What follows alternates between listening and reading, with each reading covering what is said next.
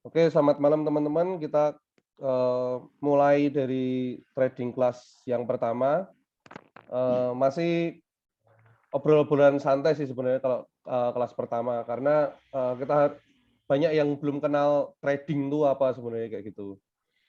Saya Getih Hangkoso, saya bikin EA juga. EA itu robot trading, sama ada usaha kopi juga, kopi yang basicnya untuk komunitas trading juga, sama ya kecil-kecilan bikin kebab, namanya kebab kita. Oke, materi pertama basic knowledge itu nanti kita kasih tahu dulu, karena lagi rame juga antara binary option, robot trading, forex kayak gitu. Sebenarnya apa atau trading, bedanya apa kayak gitu, nanti kita bisa sedikit diskusi. Terus mengapa kok saya lebih ke forex, terus mengenai broker forex dan juga aplikasinya, dan ya materi utamanya awal ini sih money management sih, sama nanti sedikit saya akan quick trading sebentar. Oke, next, nah ini forex versus binary option sama robot trading. Jadi kalau sekarang sebenarnya sedikit sedih sih, karena ya kasusnya Indra Kents, Joni Salamanan, mereka afiliator di binary option gini. Sebenarnya bedanya apa toh? Kalau forex itu kinerja kontraknya itu dari klien langsung ke broker, langsung dilempar ke pasar brokernya. Tapi kalau binary option tuh kita nggak tahu, karena kebanyakan itu dari klien ke broker. Jadi chart-chartnya pun bisa dimainkan sama brokernya, kayak itu. Kalau robot trading itu antara klien sama broker itu ada perusahaan penyedia robot. Jadi ada pihak ketiganya, kayak itu.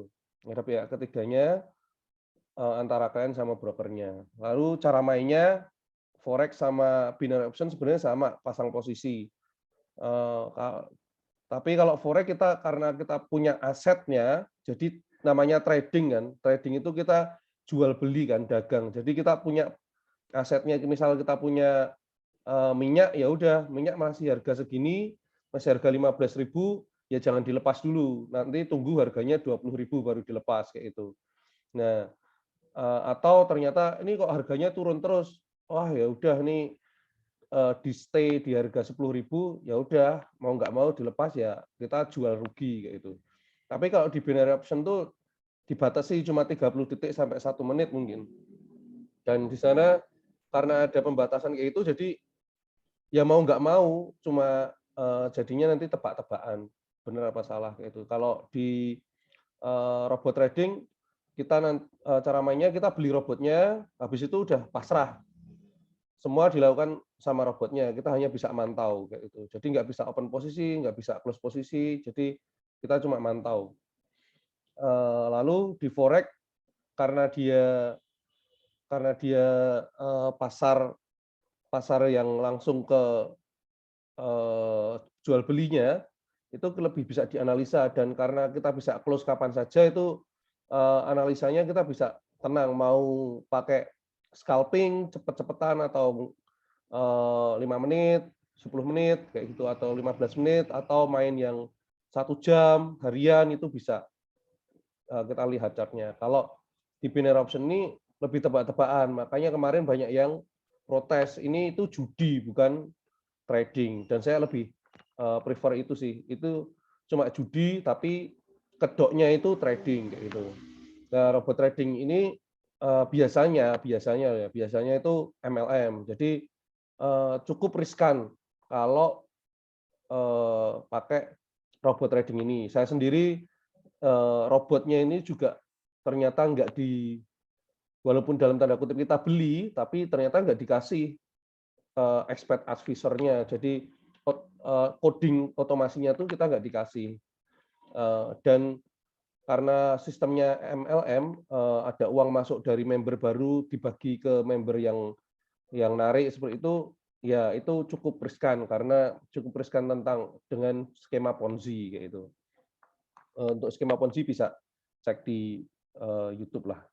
Lalu untuk profit loss-nya, Kalau forex free, jadi tergantung open close-nya di mana kayak gitu. Jadi mau beli di harga 15.000 jualnya ternyata nanti tunggu di 30.000, kalau ternyata grafiknya sampai 30.000 kita dapat keuntungan banyak ya bisa, atau close rugi pun bisa kayak itu. Tergantung kita mau rugi berapa. Jadi semua kita yang atur dan tidak ada pembagian profit. Ya udah kalau kita untung ya untung buat kita kayak itu. Tapi kalau di binary option profitnya itu mungkin sekitar 60-80% dalam 30 detik. Tapi loss-nya semua 100% kayak itu. Kalau di robot trading ada share profit-nya. Terus untuk depo sama withdraw rate-nya, kalau forex itu current rate. Jadi sekarang trade-nya misal dolarnya 14.500 ya 14.500 seperti itu. Untuk binary option juga dan depo, kalau di robot trading biasanya ada selisih, walaupun nggak pasti seperti ini, tapi ada selisih. Tapi ya mungkin nggak tahu, ada juga yang nggak jalanin itu, tapi bisa juga ambil untung dari situ. Jadi kalau kesimpulan dari saya, yang namanya trading ya di forex kayak gitu. Kalau binary itu lebih ke judi kayak gitu. Kalau robot trading ini dia lebih ke MLM, berbalut investasi trading kayak itu. Kalau ini judi berbalut investasi trading kayak itu. Jadi saya nggak bilang salah atau gimana, asal tahu semua di dunia ini ya itu, asal tahu resikonya silahkan kayak itu. Jadi kalau mau milih sesuatu jangan cari positifnya aja, untung-untungnya aja, tapi pelajari aja dua-duanya. Jadi forex ini adalah basicnya dari semuanya itu. Tapi aku ngomong ini sebenarnya dua-duanya bukan trading sih, karena yang ini lebih ke judi, ini lebih ke pasrah kayak gitu. Ya, jadi saya mau luruskan aja, kalau mau trading ya main langsung sama broker gitu. Oke, next. Terus mengapa forex? Karena forex itu pasar tertua di dunia. Jadi forex itu udah ada di pertama di Amsterdam di abad 17. Jadi udah lama banget kayak gitu. Pasar tertua maksudnya pasar tertua yang masih ada sampai sekarang. Bukan dulu kan abad 6 juga udah ada pasar, tapi pasarnya udah nggak ada kayak gitu kan. Ini pasar dari abad 17 sampai sekarang pun masih ada. Karena masih bertahan, pasar terbesar, jadi pasar terbesar di dunia. Nilai transaksinya kalau yang main saham itu New York, US, Nasdaq sama Tokyo digabung itu per hari 300 miliar dolar, 300 M dolar. Nah, untuk forex tiap harinya tuh bisa sampai 6,6. Jadi berapa kali lipat ya? 20-an lebih, 22 kali lipat dari, bahkan ini pasar saham terbesar di dunia digabungin kayak itu. Jadi karena yang main tuh gede, ini lebih bisa dianalisis secara teknikal maupun fundamental. Misal karena pasar begitu besar, kalau di saham kan ada kadang wah diguyur bandar aja langsung harganya bisa naik, atau ada misal kripto kayak itu, ada tweet dari Elon Musk saja itu bisa bikin harga naik turun nggak jelas kayak gitu. Nah, kalau di forex sendiri karena terutama yang pair mata uang ya, itu pride sama kondisi ekonomi sosial politik dari suatu negara, jadi jarang harga bergerak liar, kecuali kalau ada kebijakan suatu negara, dan itu pun bahkan udah ada jam-jamnya. Jadi lebih bisa dianalisis. Makanya saya lebih suka ke forex. Dan bedanya sama saham, saham tuh kita harus ambil di bawah, tunggu harga benar-benar di bawah, kita beli nanti jual di atas. Kalau di forex kita bisa analisa dua-duanya, karena pair kita bisa pasang posisi, oh ini nanti naik ataupun turun. Jadi buat harian itu masih bisa. Itulah kenapa saya berani resign kayak itu, karena buat harian bisa.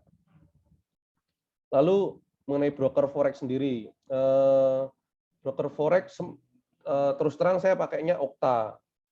Jadi untuk license internasionalnya itu ada 3 tier. Ini ASIC ini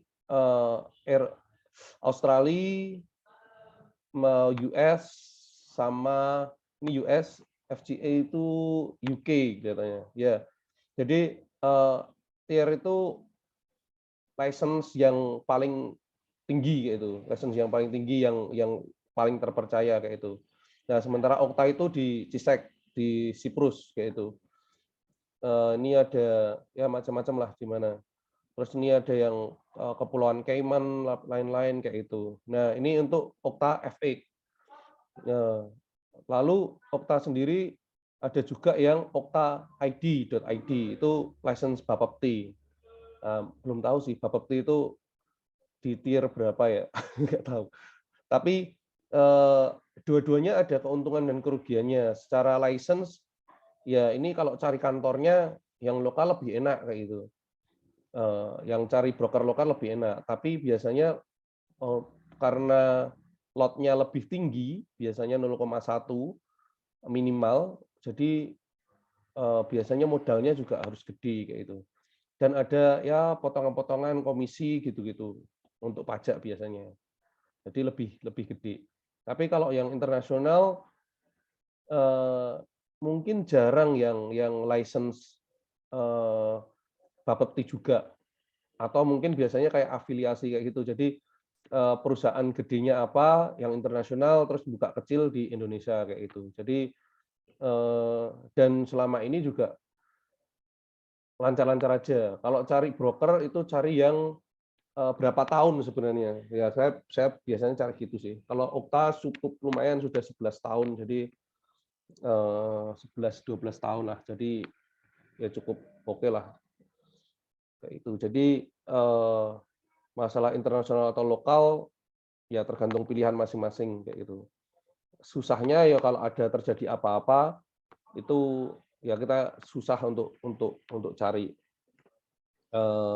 kantornya kayak itu. Oke, next. Nah, untuk saya sendiri saya nggak di apa namanya, nggak di endorse ya, tapi saya sendiri pakainya Okta. Lalu aplikasinya juga untuk tradingnya lebih ke MetaTrading, yaitu untuk trading apps-nya.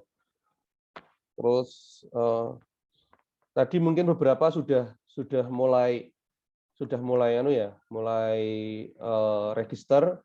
Jadi kalau udah register nanti seperti ini. Kalau udah isi alamat yang lengkap semuanya, lalu masuk ke verification di sini di setting verification, ya, masuk ke menu setting verification, nanti tinggal foto KTP-nya selisih beberapa lama sudah terverifikasi. Oke, lalu nanti masuk ke akun demo. Nanti kalau belum ada akun demonya tambah aja. Kalau sudah tambah, nanti akan keluar mau deposit berapa. Misal depositnya 1.000. Sesuaikan deposit sama akun yang akan dimainkan nantinya kayak itu. Misal, oh aku mau nyoba 200 dulu, ya udah opennya juga 200 kayak gitu. Jangan oh aku nanti mau main 200 tapi tak open 2.000 kayak itu. Nanti waktu main jadi takutnya latah kayak itu. Harusnya main 0,01, ini mainnya 0,1 kayak gitu. Jadi nanti susah nanti. Oke, lalu nanti kalau udah bikin, dicek di email, search aja account details, nanti akan ada ini, Okta demo aja atau demo 2, ID-nya apa, lalu password-nya apa. Oke, lalu masuk ke aplikasi yang kedua, install ini, lalu pencet ke menu. Nah, kalau udah menu, nanti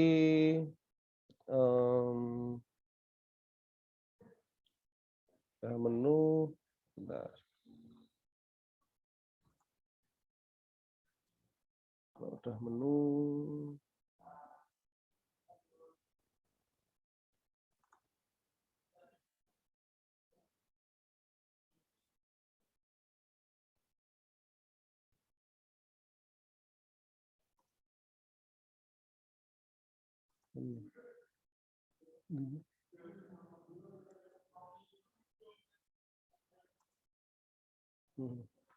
Mana tadi?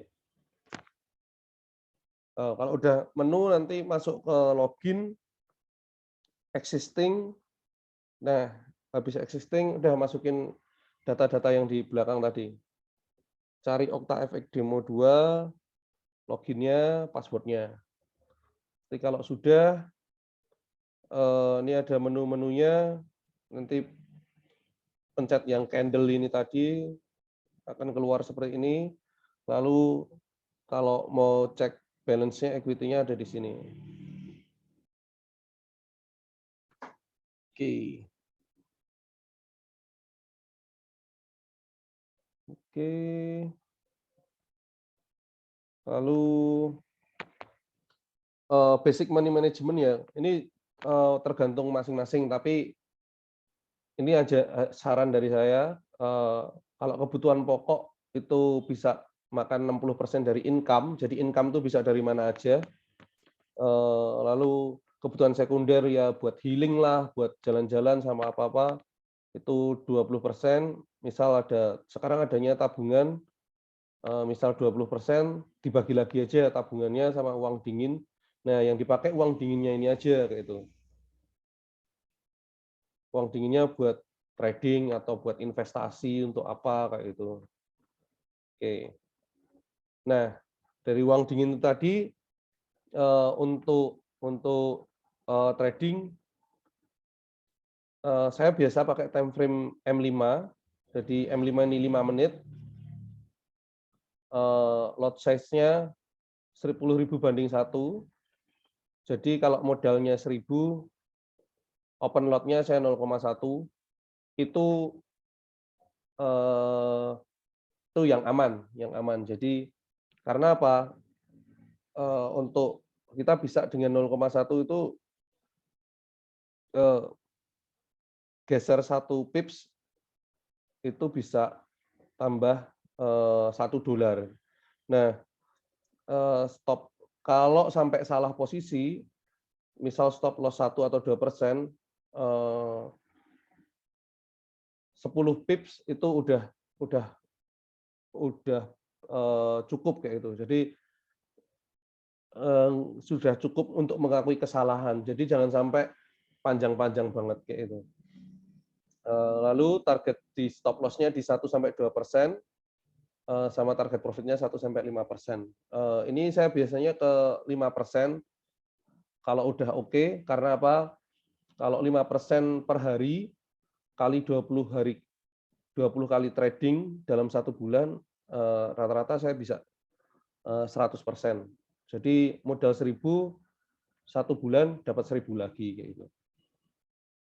Jadi ya lipat ganda uang. Jadi kok dukun. Terus untuk stop loss saya setting di 1-2% biasanya. Karena apa? Kalau sampai loss kayak itu dari 1.000 loss 10-20 dolar ya cukup enteng gitu. Jadi nggak ganggu psikologis, dan kalaupun salah terus itu aku masih bisa trading 100 kali lagi kayak itu. Dari 100 kali maksudnya ya nggak ada yang dapat 5% kayak itu. Jadi masih aman.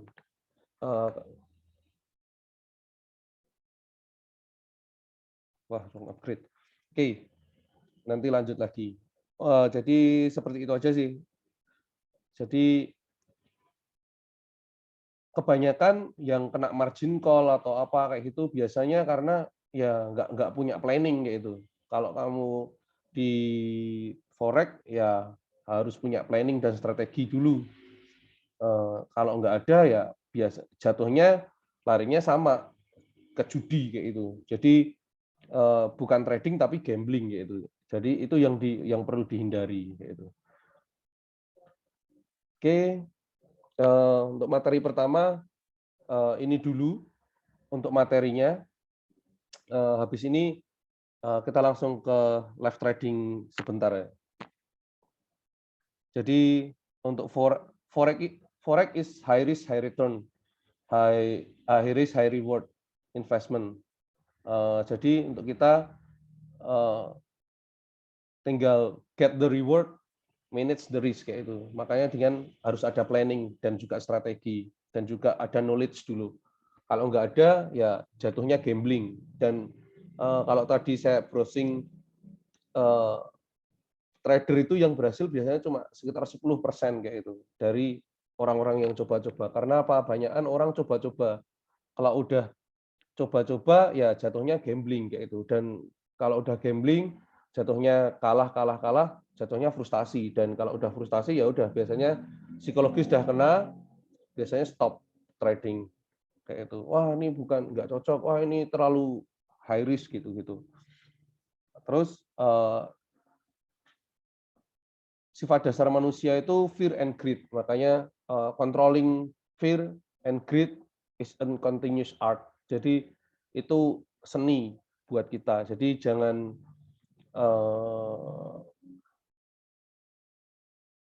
jangan mudah menyerah dan juga jangan terlalu sombong kayak itu. Karena sampai sekarang pun saya sendiri juga terus berjuang dengan fear dan greed ini karena ini seni dan itu continuous kayak gitu. Terus belajar sabar dan cukup itu sulit. Nantinya kayaknya bisa cetak uang kayak gitu. Tapi yang dibutuhin itu sabar kayak itu. Ya belajar proses sedikit demi sedikit, belajar dari demo account dulu, pelan-pelan, jangan keburu-buru untuk wah undang itu dit kayak gitu. Jadi pasti ada waktunya kayak itu. Dan kalau udah dapat target biasanya sulit untuk ngomong cukup kayak gitu. Kadang wah ini lagi this is my day kayak gitu. Jadi masih wah trading terus. Harusnya udah dapat sehari udah dapat $100 karena salah sedikit nggak mau stop loss, takut untuk stop loss, wah ini harusnya bisa nih balik nih kayak itu. Akhirnya $100-nya hilang kayak itu. Bahkan bisa minus sampai 200 malah. Itu jadi belajarnya sabar dan belajar untuk cukup juga. Gitu aja dari saya untuk first meeting ini. Jadi terima kasih semuanya.